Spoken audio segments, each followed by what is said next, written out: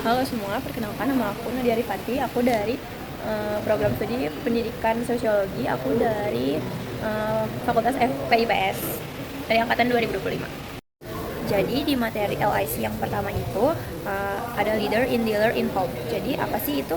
Jadi itu pokoknya kita diajarkan untuk bermimpi setinggi bulan. Jadi walaupun kita jatuh, kita masih tetap di antara bintang-bintang di kelas. Terus jadi kita masuk ke materinya. Jadi itu leadership organization. Organisasi itu merupakan sekumpulan orang yang tergabung karena mempunyai suatu tujuan yang sama. Gitu guys. Terus leadership style yang pertama itu seorang pemimpin tuh harus kayak gimana sih?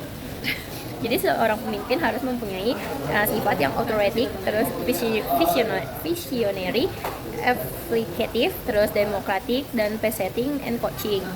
Nah, terus basic function or organizational management tuh kita harus punya planning dan decision making. Terus abis itu kita organizing, terus kita leading, dan yang terakhir kita controlling. Nah, dari itu kita punya program evaluation. Nah, ada 6 step. Yang pertama itu establish ada 6 step. Yang pertama establish stakeholder, yang kedua explain what the program is about, kayak kita kasih tahu ini programnya buat apa, terus pilih dan desain untuk evaluation, terus pilih data, terus generate conclusion based analysis. Jadi itu kita harus mencari solusinya gitu. Dan yang terakhir ada state finding on provide recommendation. Itu materi LIC yang pertama.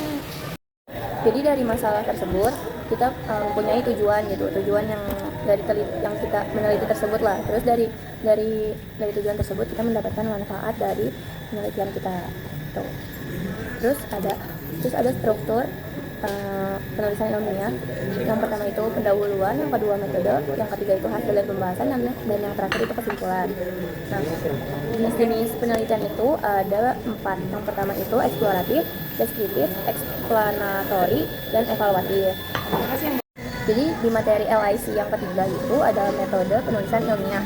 Nah, yang dimana itu awal-awal sebelum kita meneliti sesuatu itu kita harus punya ide apa yang mau kita teliti gitu kan. Dari situ kita cari masalah yang bisa kita teliti atau masalah yang menghambat kita meneliti tersebut kan.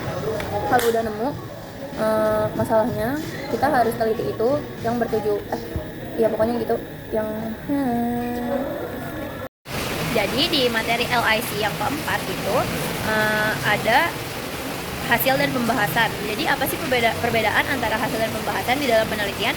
Jadi kalau hasil itu menunjukkan temuan utama yang diperoleh dari data penelitian, terus menyajikan hasil secara objektif dan sistematis.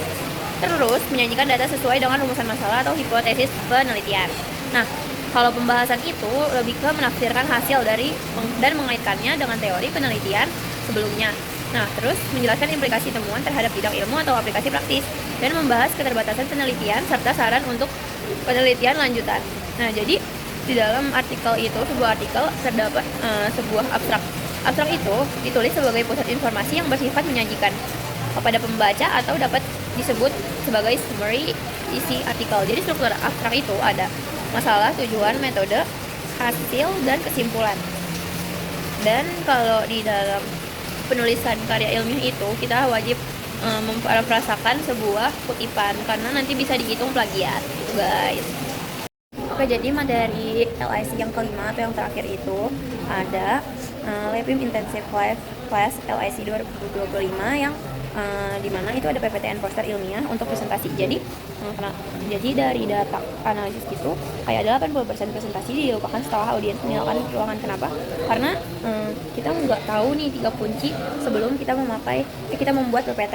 Jadi 3 kunci untuk kita memulai PPT itu ada cerita, struktur, visual. Jadi kalau salah satunya nggak ada atau ada yang kurang, itu bakalan jadi poin minus banget buat materi karena audiensnya mungkin ada yang kurang tertarik atau gimana.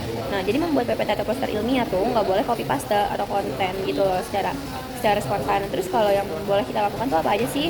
Nah, olah dan visualisasikan data. Terus satu slide satu pesan. Jadi jangan satu slide ada 5 pesan gitu guys.